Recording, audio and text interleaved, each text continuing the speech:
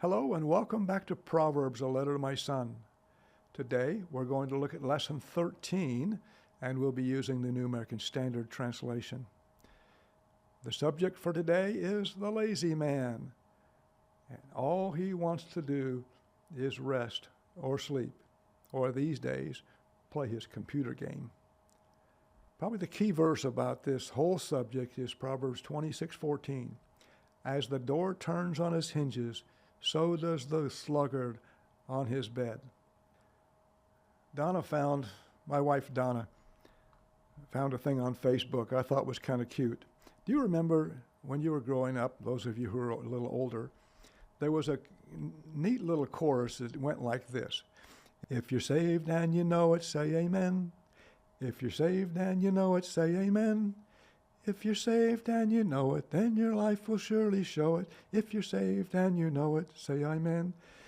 Well, Donna found some words on Facebook that I thought really are the lazy man's theme song. And here it is. If you're happy and you know it, stay in bed. If you're happy and you know it, stay in bed. If you're happy and you know it, getting up will surely blow it. If you're happy and you know it, stay in bed. Kind of cute, but that really is somewhat of a lazy man's theme song, because all he wants to do is sleep, turn from one side to the other. And then in Proverbs 19:24, the sluggard buries his hand in the dish, but will not even bring it to his mouth. He's too lazy to even eat what's in the bowl. That's getting pretty lazy. And then Proverbs 12:27, a lazy man does not roast his prey, but the precious possession of a man is diligence. So here's the lazy guy. He won't even cook the food that he hunted. Now, let's see some things about the lazy man. He has all kinds of excuses why he shouldn't get up and go to work. The issue is that the sluggard is wiser in his own eyes than 7 men who can give a straight answer. He thinks he's right, and you can't convince him otherwise. Let's look at the excuse. The sluggard does not plow after autumn, so he begs during the harvest and has nothing. The KJV says, I'm not going to plow by reason of the cold. The same thing. Cold outside. I don't want to go. Now, Proverbs 22:13 says, the sluggard says, there's a lion outside. I'll be killed in the streets. I can't go out there. I might lose my life. I better stay here in bed where it's safe. And then Proverbs 26:13 says the same thing. The sluggard says, there's a lion in the road, a lion in the open square. I better stay here in bed where it's safe. So the sluggard does have all kinds of excuses, and he can come up with some creative ones, I'm sure. So the lazy man wants to possess all the things a working man possesses. Will he get them? No. Proverbs 13:4, the soul of the sluggard craves and gets nothing, but the soul of the diligent is made fat. He lacks because he won't work to get it. Proverbs 21:25, the desire of the sluggard puts him to death, for his hands refuse to work.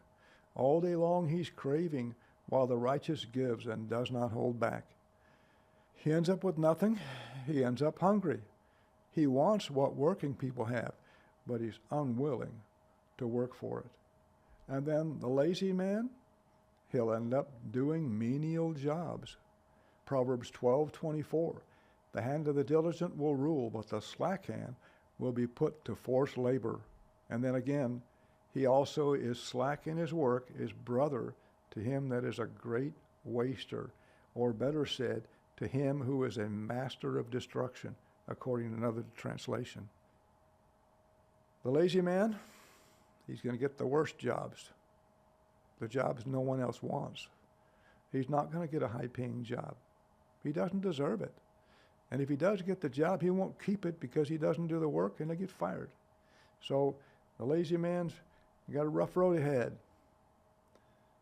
We need to teach our young folks to work hard, to do the work when it needs to be done.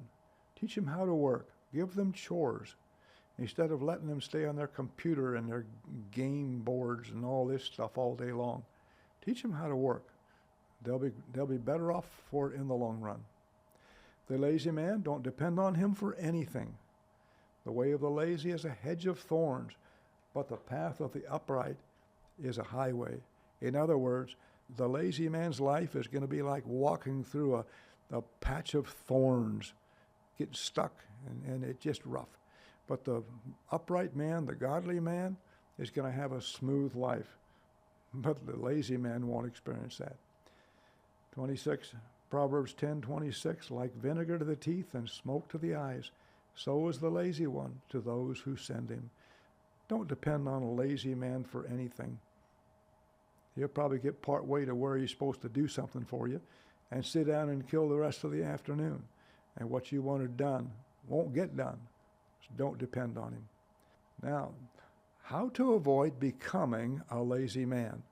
In Proverbs 24:30 through 34, most of those verses in that section are isolated verses, but these go together, and watch how they work. Proverbs 24:30 to 34. I passed by the field of the sluggard, and by the vineyard of the man lacking sense, and behold, it was completely overgrown with thistles. Its surface was covered with nettles, and its stone wall was broken down. Notice what happened here. I passed by the field of a sluggard, the lazy man, and a man lacking sense. This is the reason that the property was just falling apart, and weeds had grown up, and the wall was broken down. Why? Because the man was lacking sense. But notice, this is Solomon saying, he went by the field and just happened to see. He said, I saw. That means he just happened to look that way. And when he did, he wanted to give it a second look. So he said, I reflected, or I was trying to accurately understand what I was seeing. And when I looked, I received instruction. In other words, I understood, I saw the root cause. So what was the root cause? Well, verse 10 and 11 say, a little sleep, a little slumber, a little folding of the hands to rest. Your poverty will come like a vagabond, and your need like an armed man. What's it saying there? A little sleep. In other words, fully asleep, sleeping your life away. A little slumber. In other words, just taking a nap. And a little folding of the hands to rest. What's that? Just sitting back to relax in a chair for a while. And just take life as it is. And then what happens? Your poverty will come. So the lazy man needs to get off his bed. He needs to get out of his chair and go to work. But notice it says, I reflected and I received instruction. In other words, Solomon said, I see what's happening and I don't want to go that way. So if you find someone that's tending to be lazy, take them to this text. Show them the result. Show them what happens and help them become a good and productive and energetic worker so he can enjoy life and not end up in poverty. So now, how to overcome being a lazy man? In chapter 6, verses 6 through 11. Let's go to the text. Go to the ant, O sluggard, observe her ways and be wise, which having no chief, officer, or ruler, prepares her food in the summer and gathers her provision in the harvest. So he says, go to the ant, find an anthill somewhere, and go observe. In other words, study the way the ants work, how they work hard. They work together. They work when work needs to be done. Observe it and study it. And then it says, be wise. So you go there, you find an anthill, you watch it and you study how they work, and then you be wise. Now, that word, be wise, is the Hebrew. That Strong's number is 02449, which means to become wise. We saw this before in lesson 3. So when it says, observe her ways and be wise, it should better be said, observe her ways and become wise. Now, is an ant wise? No. It does what it was programmed to do by God. But we become wise when we learn her ways, and do the same thing ourselves. Now, the text says, how long will you lie down? Remember, we're talking about overcoming being a lazy man. How long will you lie down, O sluggard? When will you arise from your sleep? Let's get you out of that bed and go to work. Work diligently, work hard, work on time. Now, remember our key verse. As the door turns on its hinges, so does the sluggard on his bed. Now, my question to you is, if you're lazy, do you want to fix it? If you don't, this is what will result. A little sleep, a little slumber, a little folding of the hands to rest. Then your poverty will come as a robber, and your want like an armed man. Basically saying the same thing as when we looked at how to avoid becoming a lazy man. But let's look at it. A little sleep, talking about being fully asleep. A little slumber, it's talking about just taking a nap. A little folding of the hands to rest, it's talking about just leaning back and in a chair to relax for a while. And then your poverty will come, and it will. But this doesn't have to happen to anyone. If you find someone that's lazy, take them to these passages and help them see the difficult end that's going to take place if they continue being a lazy man.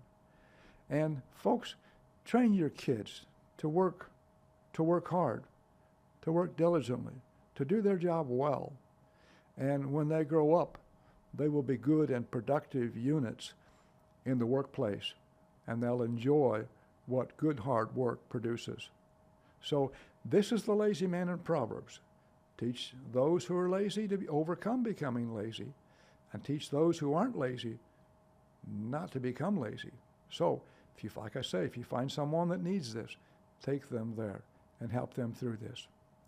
This is the lazy man in Proverbs. Interesting look at two different passages. I hope you'll join me in the next lesson. Thank you.